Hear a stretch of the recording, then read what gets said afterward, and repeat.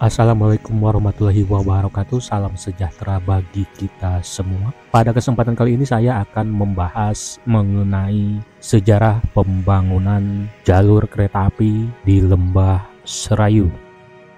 Sebelum perusahaan perkeretaapian swasta yakni Serayu Dal Stoomtram Maatschappij membangun jalur kereta api di Lembah Serayu, seperempat abad sebelumnya, dua orang insinyur yaitu J.A. Kuhl dan N.H. Hencke menyerahkan sebuah laporan tertanggal 20 September tahun 1869 yang isinya adalah rencana pembangunan jalur kereta api di Hindia Belanda. Dalam laporan tersebut, para insinyur ini menyatakan bahwa setelah menyelesaikan pembangunan jalur utama, perlu juga dibangun beberapa jalur cabang. Salah satunya adalah jalur cabang di sisian tepian Sungai Serayu. Pembangunan jalur cabang ini dimulai dari daerah Glempang, melewati lembah di tepi kanan Sungai Serayu hingga ke Banyumas. Atas laporan tersebut, pemerintah kerajaan Belanda membentuk sebuah komite ahli untuk menyelidiki lebih lanjut atas laporan rencana perkeretaapian di Hindia Belanda tersebut.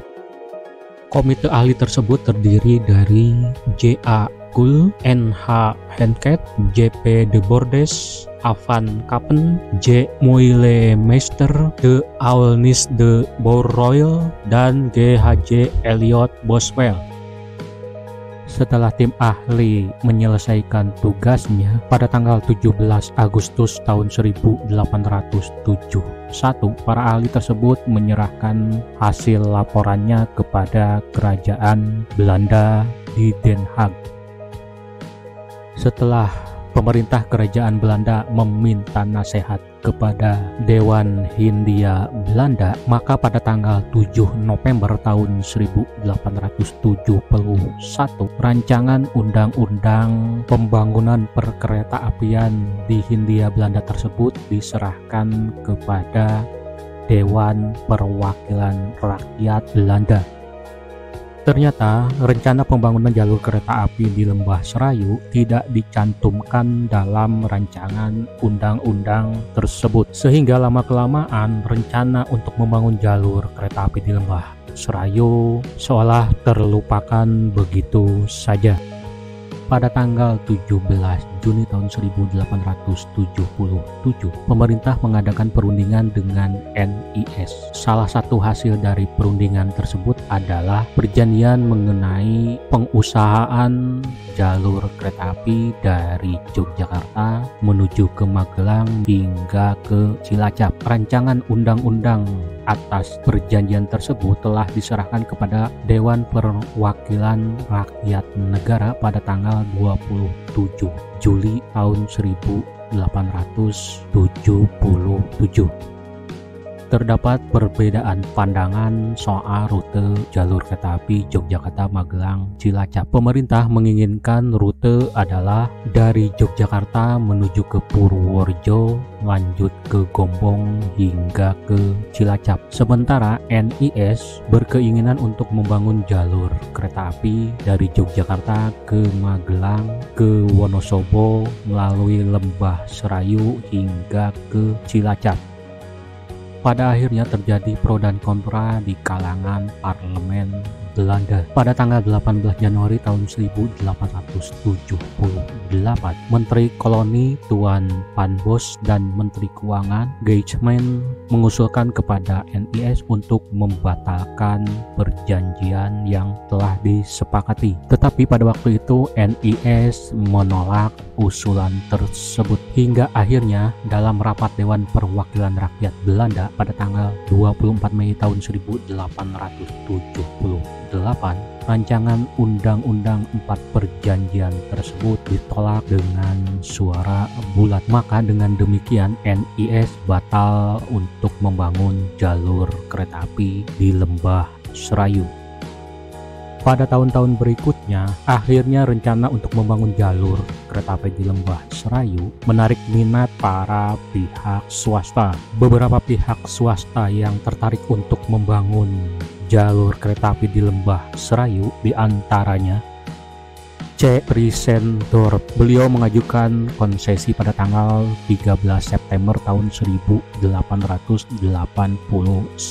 dengan rute Wonosobo, Banjarnegara, Banyumas dengan lintas cabang ke Bobotsari dan ke Aji Barang. L. Van Woudrichem van Vliet. Beliau mengajukan konsesi pada bulan November tahun 1881 dengan rute Cilacap, Lembah Serayu, William I hingga ke Semarang dan Cilacap, Jogja, Magelang hingga ke Semarang. R.A. Eckhout bersama rekan-rekannya mengajukan konsesi pada tanggal 30 November tahun 1883. Mereka berencana untuk membangun jalur kereta api dari Cilacap ke Banyumas, lanjut ke Banjarnegara hingga ke Wonosobo. Mereka pun berencana untuk membangun lintas cabang dari Banyumas ke Sokaraja, dari Purwokerto ke Purbalingga, dan jika diperlukan akan membangun jalur kereta api dari Wonosobo ke Magelang hingga ke Purworejo. Bank dan Perhimpunan Perdagangan Surabaya, The Rich Grosscamp & Co. Mereka mengajukan konsesi sebanyak 2 kali, yakni yang pertama pada tanggal 18 November tahun 1890. Permintaan konsesi di tanggal ini adalah mereka ingin membangun jalur tram di Lembah Serayu. Sedangkan permintaan yang kedua, 2 tahun kemudian, tepatnya tanggal 13 Januari tahun 1892, mereka meminta konsesi untuk membangun jalur kereta api dari Klampok melalui Banyumas hingga ke Maos. Mr. C.Th. van Deventer and Rekan. Mereka mengajukan konsesi pada tanggal 23 Oktober tahun 1891. Rute yang mereka inginkan adalah dari Maos menuju ke Purwokerto, Sokaraja hingga ke Banyumas dengan lintas cabang dari Sokaraja ke Purbalingga. Di antara semua pemohon konsesi, hanya permohonan dari Eckhout dan rekan-rekan yang dianggap memenuhi persyaratan oleh pemerintah. Maka pemerintah mengeluarkan surat keputusan tertanggal 5 Maret tahun 1884 nomor 14. Namun konsesi ini adalah bersifat sementara karena ternyata pemerintah memberikan syarat-syarat tambahan. Setelah Eckhout dan rekan-rekan memenuhi persyaratan-persyaratan tersebut, maka pemerintah mengeluarkan surat keputusan tertanggal 4 Juni tahun 1885 nomor 4/C. Apakah setelah menerima konsesi mereka dapat segera melakukan pembangunan jalur kereta api? Ternyata mereka kesulitan untuk memperoleh dana. Selain itu, sikap pemerintah kerajaan Belanda yang sering berubah-ubah dalam soal persyaratan atau jaminan bunga berlarut-larut hingga bertahun-tahun. Konsesi yang diterima oleh Eckhout dan rekan-rekan setiap tahun terus diperpanjang hingga tahun 1891. Eckhout dan rekan-rekan berulang kali meminta kepada pemerintah untuk merubah ketentuan bahwa jalur kereta api yang akan dibangun di Lembah Serayu adalah sebagai jalur kereta api sekunder menjadi jalur tram. Pada tahun 1891, Menteri Koloni William Karel van Dedem memerintahkan Staatspoorwegen untuk menyusun rencana umum perkeretaapian di Tanah Jawa. Pada akhirnya, pada tanggal 1 Juli tahun 1893, pemerintah mengabulkan permohonan R.A. Eckhout dan rekan-rekan untuk mengubah jalur kereta api sekunder menjadi jalur tram. Pada tanggal 24 April tahun 1894, pihak kerajaan Belanda menyetujui rancangan Akta Pendirian Perusahaan Terbatas De Serajuda Stoom Tram Maatschappij atau SDS. SDS didirikan di Den Haag, Belanda. Sesuai dengan ketentuan persyaratan izin pembangunan jalur kereta api di Lembah Serayu pasal 11, maka R.A. Eckhout dan rekan-rekan menyerahkan izin konsesi pembangunan jalur kereta api tersebut kepada SDS pada tanggal 2 Mei tahun 1884. Setelah SDS menerima penyerahan konsesi, maka selanjutnya SDS mulai membangun jalur kereta api dari Maos hingga ke Banjarnegara. Pembangunan di ruas ini dibagi dalam 4 seksi, yaitu seksi Maos Purwokerto Timur sepanjang 29 km, Purwokerto Timur Sokaraja sepanjang 9 km, Sokaraja Kelampok sepanjang 16 km, dan Kelampok Banjarnegara Lama sepanjang 30 km. Sebelum seksi-seksi jalur kereta api tersebut dibuka, pada tahun 1895, pemerintah Hindia Belanda dan SDS menandatangani 3 perjanjian mengenai penggunaan bersama stasiun Maos. Akhirnya pada tanggal 16 Juli tahun 1896, jalur kereta api Maos Purwokerto Timur dibuka untuk lalu lintas umum. Selang 6 bulan, tepatnya pada tanggal 5 Desember tahun 1896, jalur kereta api Purwokerto Timur Sokaraja dibuka untuk lalu lintas umum. Seksi Sokaraja Purworejo atau Kelampok dibuka untuk lalu lintas umum pada tanggal 2 Juli tahun 1897, disusul dengan dibukanya jalur kereta api dari Kelampok ke Banjarnegara Lama yang dibuka pada tanggal 18 Mei tahun 1898. Setelah jalur kereta api Maos hingga ke Banjarnegara beroperasi, pada tanggal 12 Mei tahun 1898, SDS mengajukan permohonan konsesi untuk membangun jalur kereta api dari Banjarsari sepanjang pabrik gula Kalimana sampai ke Purbalingga. Pemerintah Hindia Belanda mengabulkan permohonan tersebut dengan mengeluarkan surat tertanggal 22 September tahun 1898 nomor 19. Setelah mendapat konsesi, ternyata SDS belum bisa membangun jalur kereta api Banjarsari Purbalingga. Hal ini disebabkan karena ada persyaratan yang agak memberatkan bagi SDS. Setelah pemerintah mencabut syarat-syarat yang memberatkan SDS, maka pada tahun 1899 SDS mulai membangun jalur kereta api Banjarsari Purbalingga sepanjang kurang lebih 7 km. Jalur kereta api tersebut selesai dan mulai dibuka untuk lalu lintas umum pada tanggal 1 Juli tahun 1900.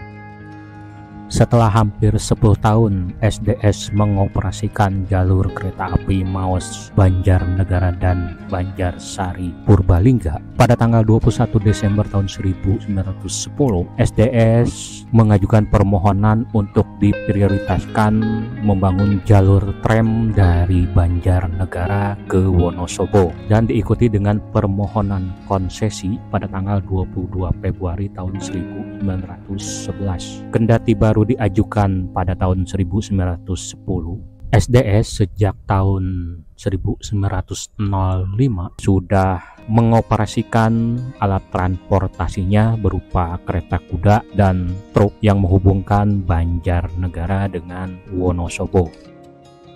Beberapa hari kemudian, tepatnya pada tanggal 12 Maret tahun 1911, NIS memberitahu pemerintah bahwa sejak lama mereka mempelajari kemungkinan membangun jalur kereta api dari Parakan hingga ke Wonosobo. Karena adanya permohonan dari NIS tersebut, maka pemerintah belum memberikan izin konsesi kepada SDS. Namun pada tanggal 4 Juli tahun 1911, NIS menyatakan bahwa mereka membatalkan permohonan konsesi untuk membangun jalur kereta api dari Parakan ke Wonosobo dikarenakan akan memakan biaya yang sangat mahal. Maka dengan demikian, pemerintah akhirnya mengabulkan permohonan SDS dengan mengeluarkan surat tertanggal 22 Juli tahun 1912 nomor 13 untuk membangun jalur kereta api dari Banjarnegara ke Wonosobo. Mengenai rencana NIS untuk membangun jalur kereta api dari Parakan ke Wonosobo, silahkan Anda klik tautan yang saya sematkan di pojok kanan atas atau yang saya tulis di kolom deskripsi. Namun hampir 2 tahun setelah konsesi diterima oleh SDS belum bisa membangun jalur kereta api Banjarnegara Wonosobo. Hal ini terjadi karena di dalam konsesi tersebut terdapat satu buah syarat yang dirasa sangat memberatkan bagi SDS. Pada akhirnya, melalui surat tertanggal 22 Mei tahun 1914 nomor 9, pemerintah mencabut persyaratan tersebut. Pembangunan jalur kereta api dari Banjarnegara ke Wonosobo dilakukan secara bertahap, yakni tahap pertama pembangunan jalur kereta api dari halte Wangon ke stasiun Banjarnegara Baru sepanjang 3 km. Jalur kereta api ini dibuka untuk lalu lintas umum pada tanggal 1 Mei tahun 1916. Tahap kedua dari Banjarnegara Baru ke Selokromo sepanjang 19 km yang dibuka pada tanggal 1 Mei tahun 1916, dan yang terakhir dari Selokromo ke Wonosobo sepanjang 14 km yang dibuka pada tanggal 7 Juni tahun 1917. Seiring dengan berjalannya waktu ketika bala tentara Jepang menguasai Indonesia, pada tahun 1943 jalur kereta api Maos Purwokerto ditutup, baik sarana dan prasarana dibongkar oleh Jepang kecuali sebuah jembatan kereta api di daerah Mandi Rancan. Sarana dan prasarana yang dibongkar tersebut dipergunakan kembali untuk membangun jalur kereta api, diantaranya di rute Saketi Bayah dan Moro Pekanbaru. Selanjutnya, mulai tanggal 1 Agustus tahun 1978, jalur kereta api Purwokerto Timur Wonosobo dan jalur kereta api Banjarsari Purbalingga dihentikan operasionalnya oleh PJKA. Alasan ditutupnya jalur kereta api di Lembah Serayu ini dikarenakan adalah sarana dan prasarana sudah usang dan biaya perbaikan tidak sebanding dengan pendapatan di jalur kereta api ini. Bagaimanakah kondisi bekas jalur kereta api di Lembah Serayu sekarang?